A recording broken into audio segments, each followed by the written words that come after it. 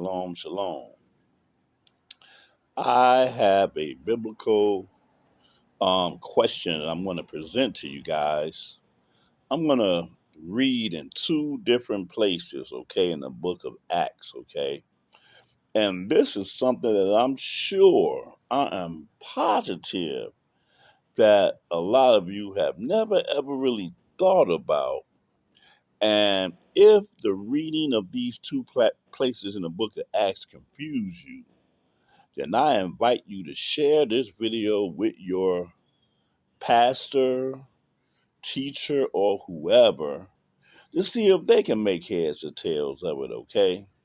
But see, this is how we do it. When we read scriptures, we go back in time and get the understanding that was given based off of the time that the reading took place, and you will be surprised how much more understanding of the Bible that you would get when you read it from that historical perspective, okay? So now get ready, grab your book, because I'm only going to read two places, okay? Because a lot of you know that the lessons that we do at the Spirit of Yah, we do in-depth lessons, biblical lessons, okay?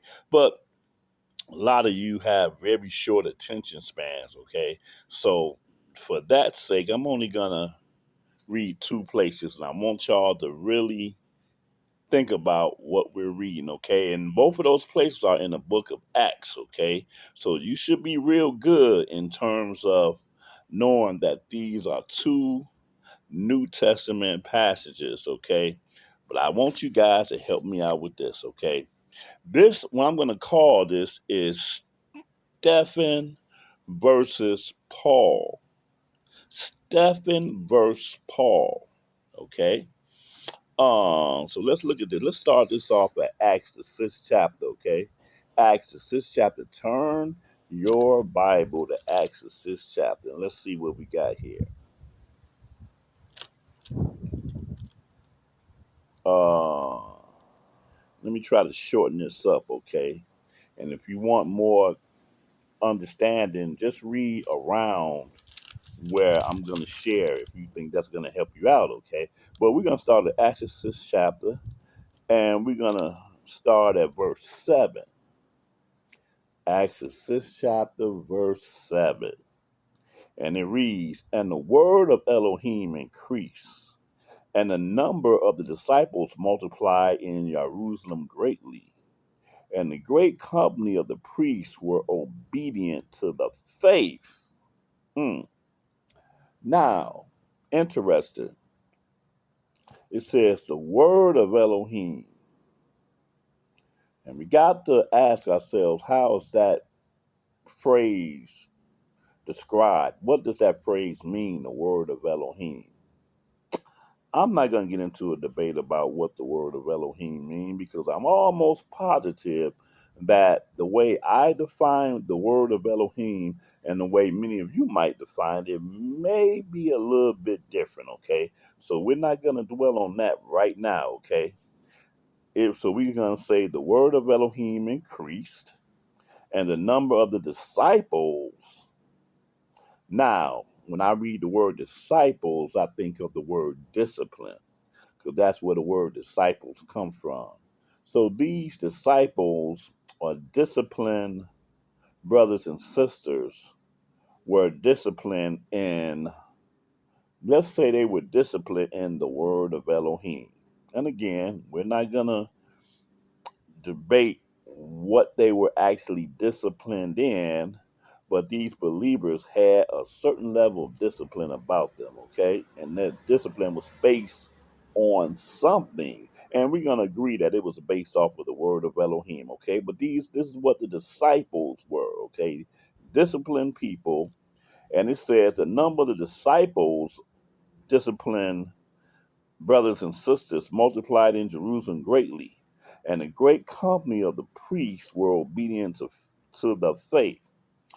And Stephen, full of faith and power did great wonders and miracles among the people. Then there arose certain of the synagogue, which is called the synagogue of the Libertines and Cyrenians and Alexandrians, and of them of Cilicia and of Asia, disputing with Stephen. Hmm. Let's see what they're disputing about. Okay. And they were not able to resist the wisdom and the spirit by which he spake. So Stephen spoke according to wisdom and the spirit or the ruach by which he spake. They were not able to resist. So when I think about that from a historical dynamic, that means that these two parties had a common base or a common foundation wherewith they were able to draw from which, oh, we're right, Stephen. Or Stephen say, no, you're not right because blase, blase, blase. So it didn't say Stephen was not able to resist them. It says that they were not able to resist the wisdom and the spirit by which he spake. So therefore, what he was coming with was something that these adversaries were not able to dispute. Okay? All right. Let that sizzle in your spirit for a minute. Let me keep it going. Then these men from these synagogues, they suborned men, which said, so they partnered with these men or they paid these men. And this is what these men said. We have heard him, Stephen, speak blasphemous words against Moses and against Elohim. And they stirred up the people and the elders and the scribes and came upon him and caught him and brought him to the council. Watch this key verse right here, verse 13. And set up false witnesses, which said, now, these are false witnesses, and what's about to come out of their mouth was the false witness that they said. And set up false witnesses which said, this man ceased not to speak blasphemous words against this holy place and the law. For we have heard him say that this Yeshua of Nazareth shall destroy this place and shall change the custom which Moses delivered us. So these were two things that these false witnesses said that were a false accusation. The one is that Yeshua of Nazareth shall destroy this place and he shall change the customs which Moses delivered us. Okay. Now, let's look, historically speaking, Yeshua has already been crucified. He's sitting on the right hand of the Father, according to what we read here in the writings, okay?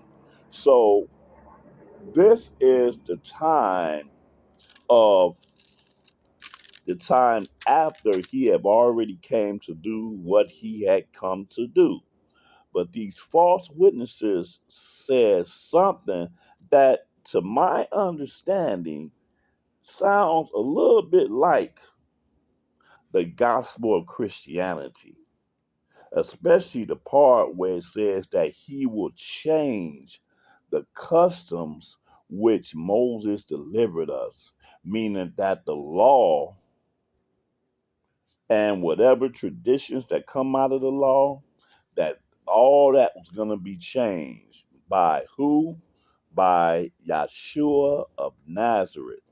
Okay, or as it reads in your English Bible, Jesus of Nazareth. Mm. Now,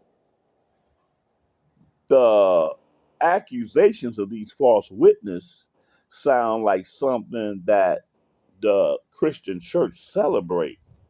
Okay, they celebrate the fact that Jerusalem don't mean anything right now. Okay, it means absolutely nothing, and all that Moses bought that is contained in the law, the customs that were given to the people, those were changed by Jesus.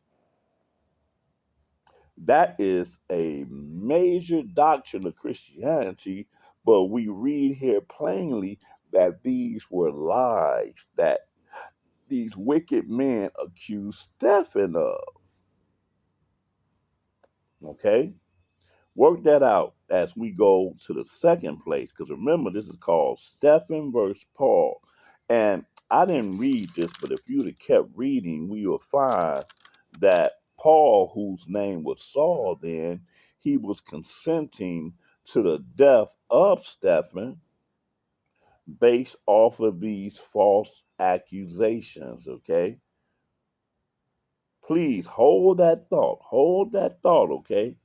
Stephen was there consenting to the death of Stephen, who was put to death as they used these false accusations of the place being destroyed by Yahshua and the laws or customs that were given through Moses will be changed. Got that? All right. Now head on over to Acts the 21st chapter, and let's, as we keep this in mind.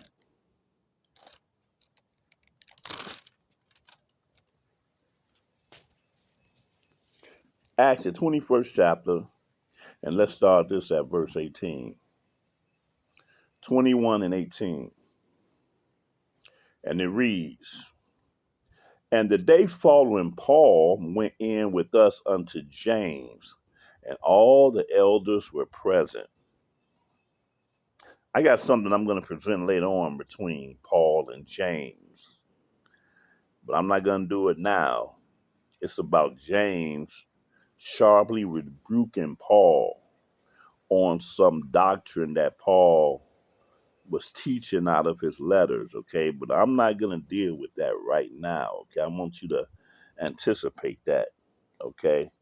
But anyway, the day following, Paul went in with us unto James, and all the elders were present.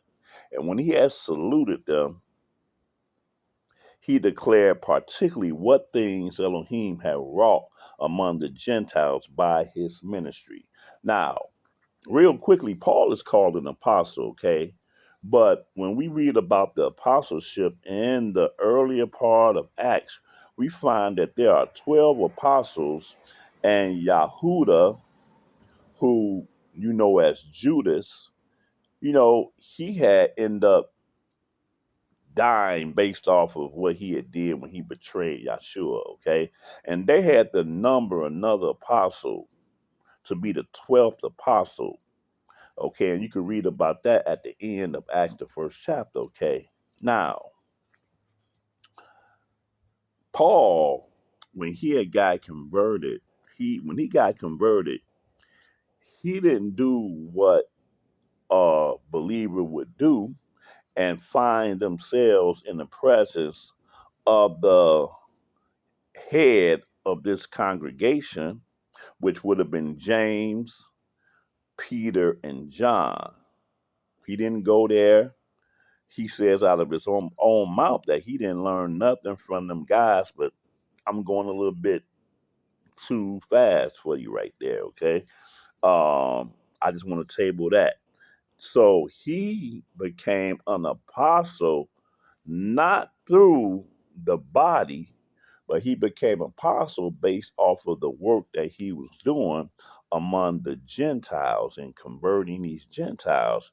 So here he is gathered in Jerusalem where the elders are, and he's testifying of all the work that he was able to achieve among the Gentiles. Okay, so let me read that again, verse 19.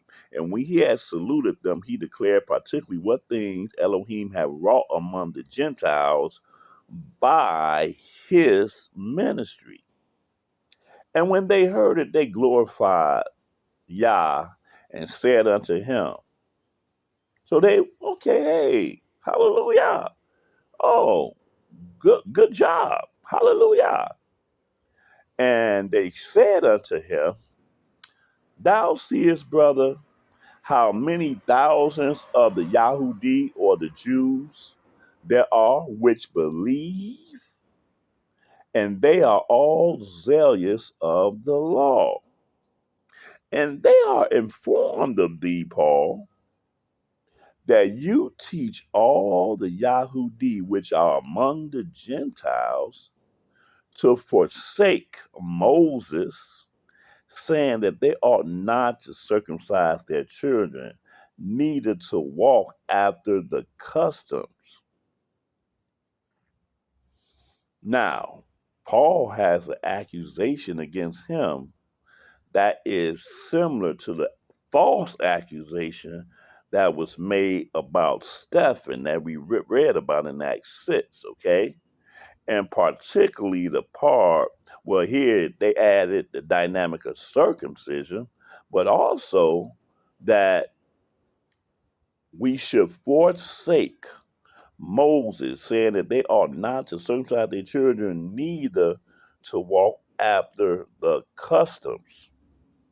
Verse 22. What is it therefore? The multitude must needs come together, for they will hear that you are come. Now, whoever this is that's speaking says something right here. But when he says what he says right here, and this is my own humble opinion, he had made a statement to Paul, but he never gave Paul the chance to address the accusations. Okay, well, that's not my opinion. That's exactly what we're going to read here. Paul never addressed accusations, but the person that's speaking is going to offer a suggestion to Paul. He says, verse 22 again, what is it therefore? That's a question. What is it therefore, Paul? But Paul never answers the accusation. The multitude must needs come together, for they will hear that you are come. So the person that's speaking offers up a solution without giving Paul the benefit of addressing the accusations against him. 23, do therefore this that we say to thee. We have 4 men which have a vow on them. Them take and purify thyself with them, and be at charges with them, that they may shave their heads, and all may know that those things whereof they were informed concerning thee are nothing, but that you thyself also walkest orderly and keepest the law.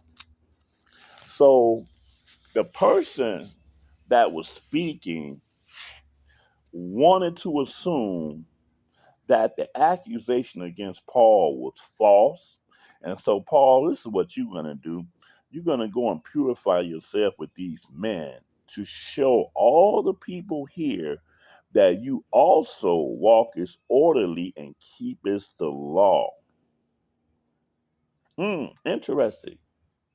How many Christians like to show that they also walk as orderly and keep as the law? No, the main Christian doctrine is that the law, which was given through Moses, pretty much had been done away with, right? That's that false accusation that those men made against Stephen, and now the same accusation is made against Paul, but the person speaking is saying, you know what, we're going to have to prove to these people that, Paul, these people are lying on you, and by you doing this, you will show that you also, Paul, that you walk orderly and keep the law.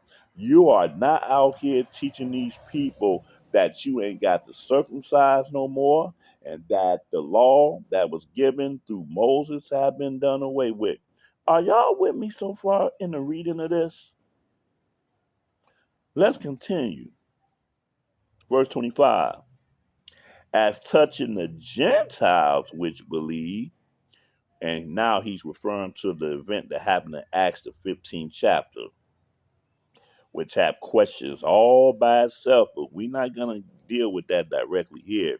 But as touching the Gentiles which believe, we have written and concluded that they observe no such thing, save only that they keep themselves from things offered to idols, from blood, from strangle, and from fornication. Now, these are keep themselves from idols, from blood, and from strangle, and from fornication. So these are a few things that they needed to do, that if you go in Acts the 15th chapter, you will read this judgment that was put upon them. But when you keep reading the Acts 15th chapter, these were like introductory things that they had to do, because if you're going to come around here and worship with us and study with us, you need to handle this right now. Notice, he didn't say that don't commit adultery, don't bear false witness, don't kill, don't steal. Notice he didn't say none of those things. Are Gentiles able to do those things? Not if they're in the body. No, these things that were given were things based off of false worship or idolatry, or things that pertain to other gods or idols, okay? Which, ironically, Paul says in one of his letters, it's like, hey, don't ask no questions about what's set before you, but eat. Because an idol isn't nothing. There are many gods in this world. I'm paraphrasing what he says in the book of First Corinthians and the book of Romans, but basically he teaches his people, which are Gentiles, that don't phase it. But if somebody come to you and say that food that you eat has been offered to idols, he says, don't eat it for your brother's sake, because their conscience is weak, okay? Again, I'm not going to get deep into that, but I'm just mentioning what Paul's position was on that. While in the book of in the book of Revelations, there is something that was written to one of the churches. I think it was the church of Thyatira, I think. And the Spirit said, I got something against you, because you have the spirit of Jezebel, where you teach the people to eat things offered to idols, okay? Again, I'm adding a little bit too much to it, but I'm trying to plant some seeds of knowledge and wisdom so that you can go and research it on their own. But I'm giving you what Paul thought in regarding eating to idols, and here the Gentiles, according to this judgment, was instructed to not to eat things offered to idols. Okay, just a little something on the way to learning something. But watch this. Paul, he ain't saying a word. He just listening. 26. Then Paul took the men, and the next day purifying himself with them, entered into the temple to signify the accomplishment of the days of purification, until that an offering should be offered for every one of them. Remember, we're reading it late in the book of Acts. Yahshua has been long gone and is sitting on the right hand of the Father, okay? This is what you would call the quote unquote New Testament assembly, okay? I just want you to keep in mind the time frame that we're reading about here. All right. Verse 27. And when the 7 days were almost ended, the Yahudi, or the Jews, which were of Asia, when they saw him in the temple, stirred up all the people and laid hands on him. This is a multitude of people. There was already a group of people first that came and made these accusations, and they were believers, okay? These were not false witnesses.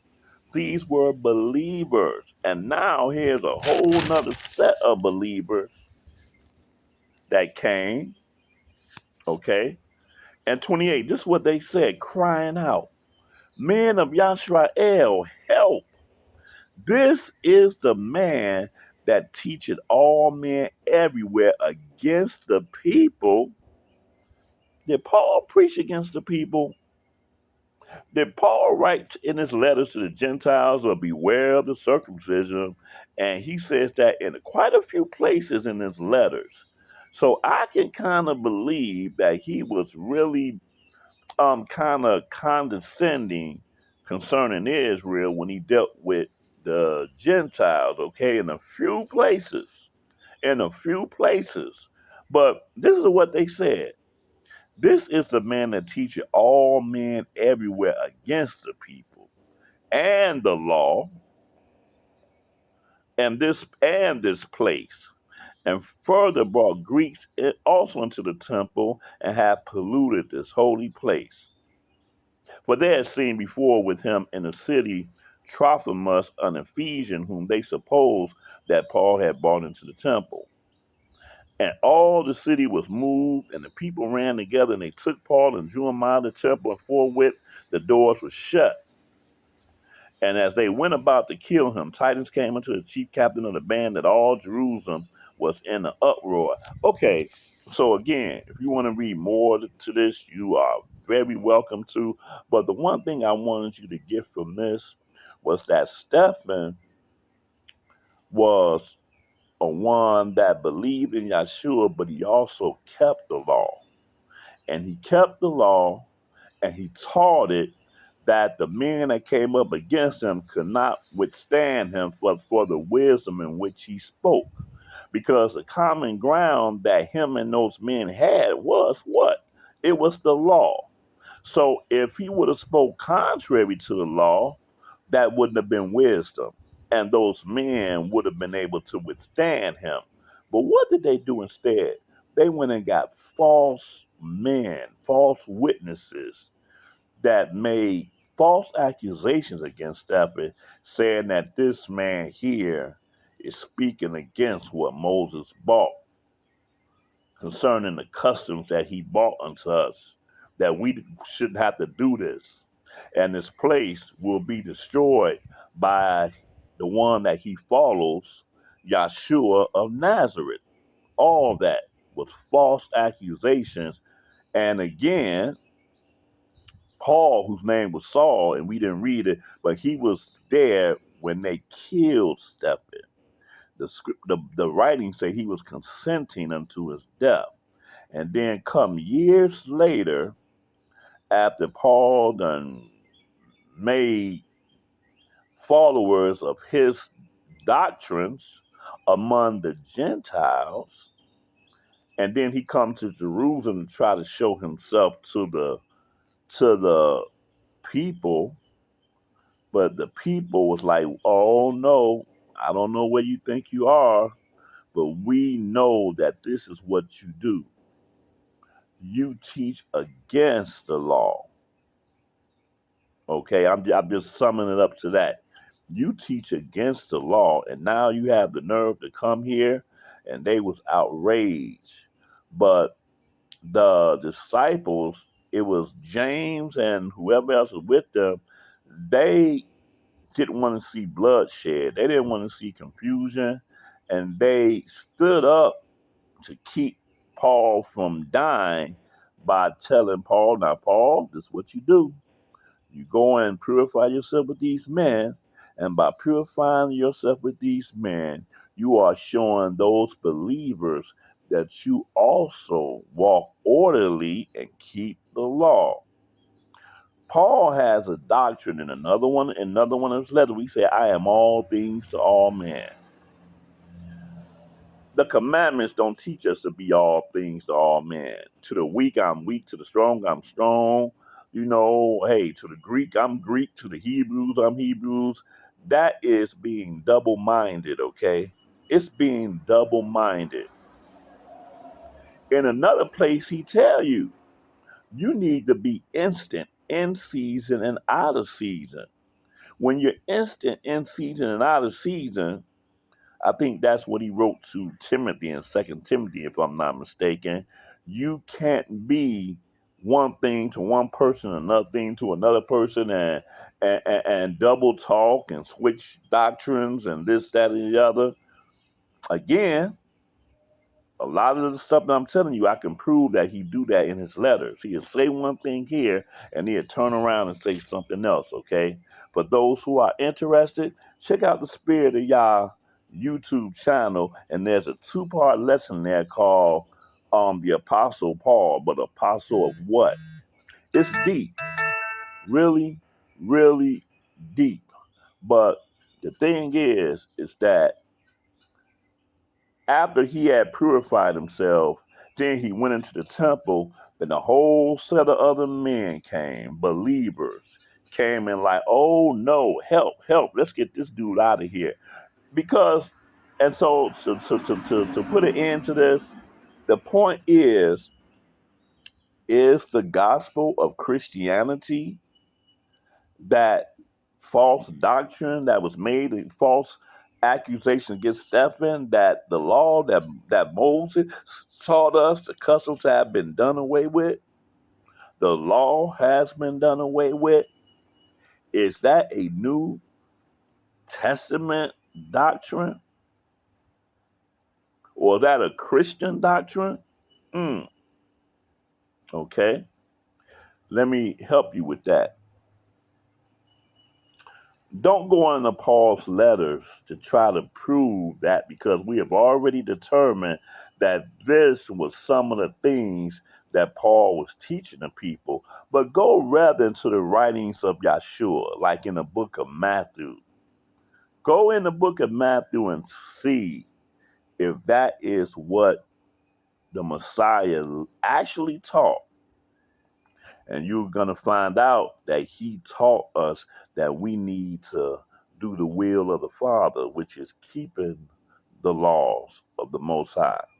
So on that, this has went longer than I thought it would. If you're still hearing the sound of my voice, I thank you for reading along and for keeping this. And I just wanted to throw out this as some food to chew on and to think about. And I bid you all to have a fantastic day. Shalom.